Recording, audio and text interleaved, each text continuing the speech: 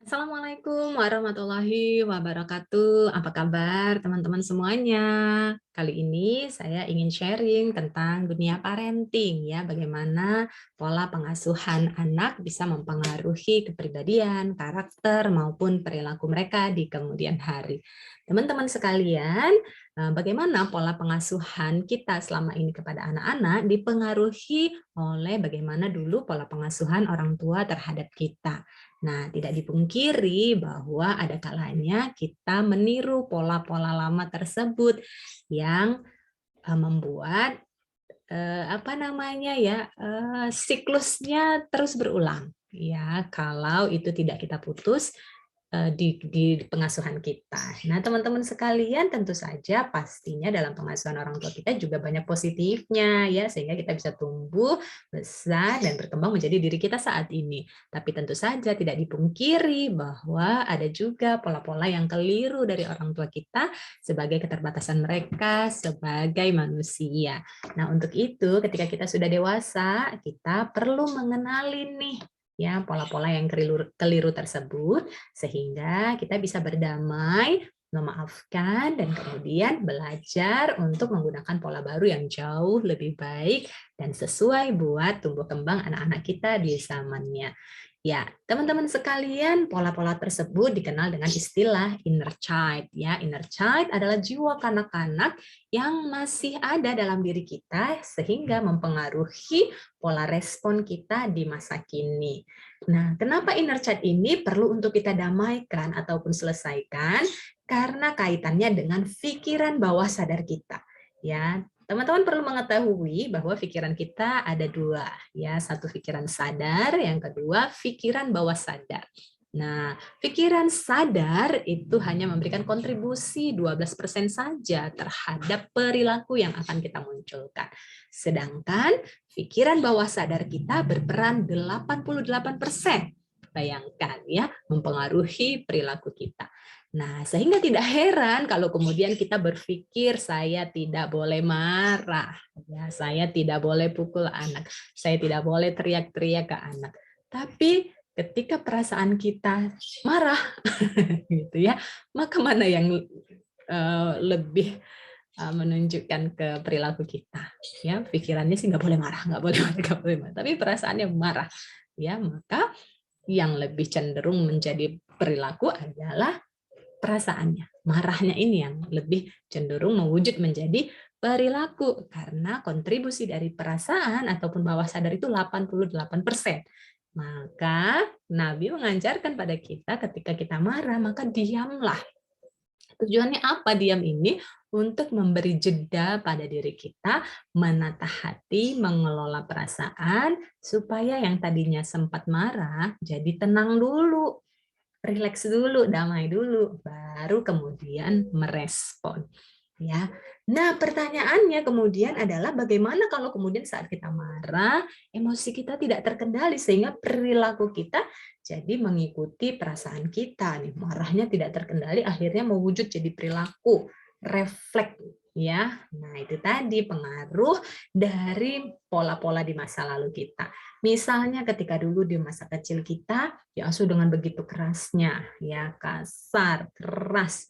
Ya, ketika kita melakukan kesalahan, orang tua kita juga refleks memukul, berteriak, atau melabel kita dengan kata-kata yang negatif, maka perasaan-perasaan di masa lalu kita yang sedih, sakit hati, marah, kecewa atas sikap orang tua masih tersimpan nih di bawah sadar kita ya, akumulasi dari emosi-emosi masa lalu tersebut membuat ketika kita marah reaksi kita jadi tidak terkendali. Padahal misalnya anak kita baru melakukan kesalahan satu kali ataupun mungkin kesalahannya ya sederhana, sepele, tapi responnya kita, reaksinya kita, refleksnya kita tidak terkendali ya, sehingga meresponnya berlebihan gitu ya, mukulnya terlalu keras ya, teriaknya terlalu tinggi.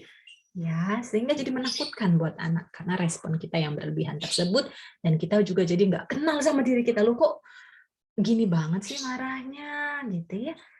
Jadi kita sendiri juga nggak kenal sama diri kita saat kita sedang didominasi oleh emosi tersebut. Nah, itu dia ya, yang menjadi ciri-ciri bahwa kita memiliki emosi yang belum selesai, unfinished business dalam diri kita sendiri atas peristiwa-peristiwa di masa lalu, sehingga respon kita jadi tidak terkendali. Kan boleh ya merasa marah, kecewa, sakit hati, itu boleh, itu wajar, itu memang emosi yang diberikan Tuhan untuk melindungi kita. Tapi ketika dia tidak terkendali, ya responnya berlebihan sampai menyakiti diri dan orang lain, itu artinya ada yang belum selesai dalam diri kita.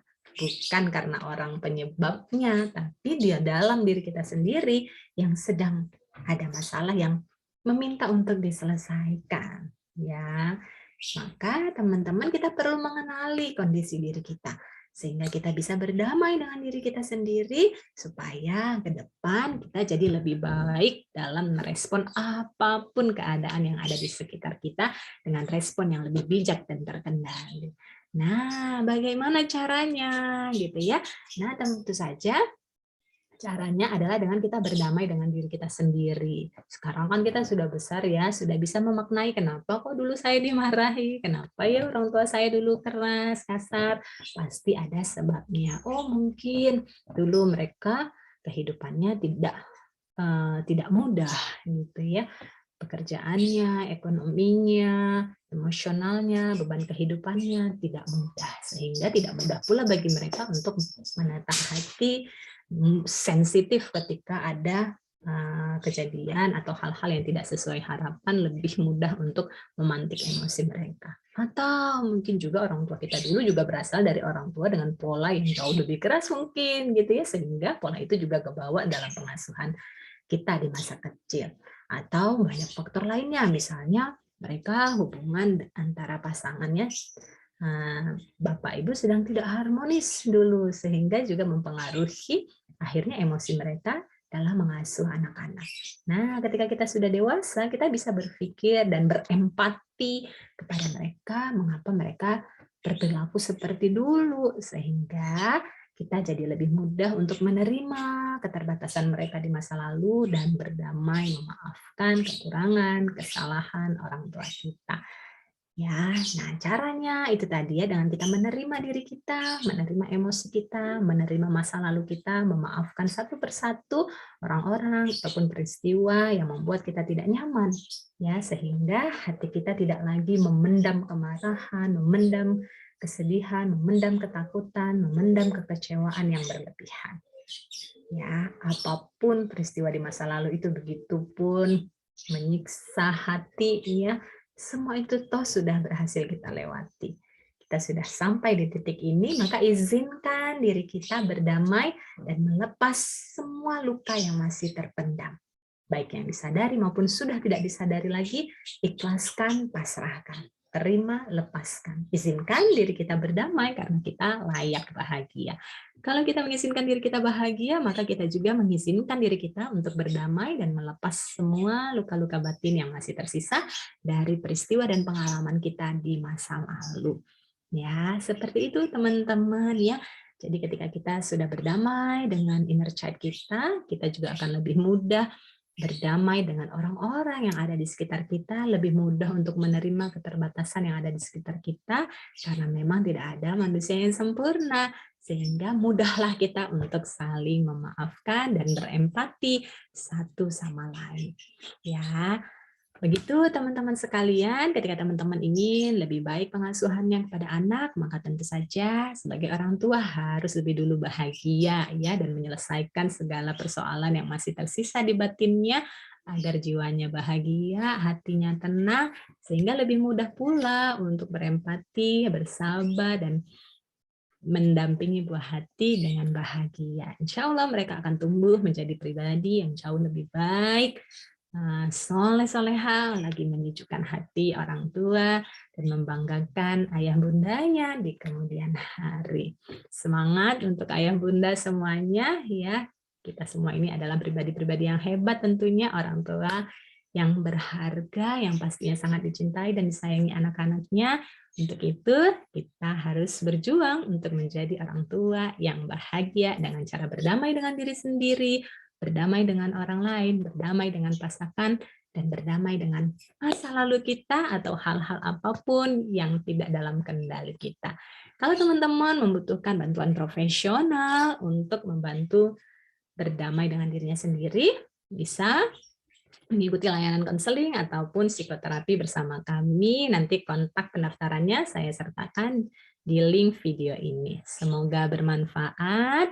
Salam sukses, bahagia untuk kita semua. Wassalamualaikum warahmatullahi wabarakatuh.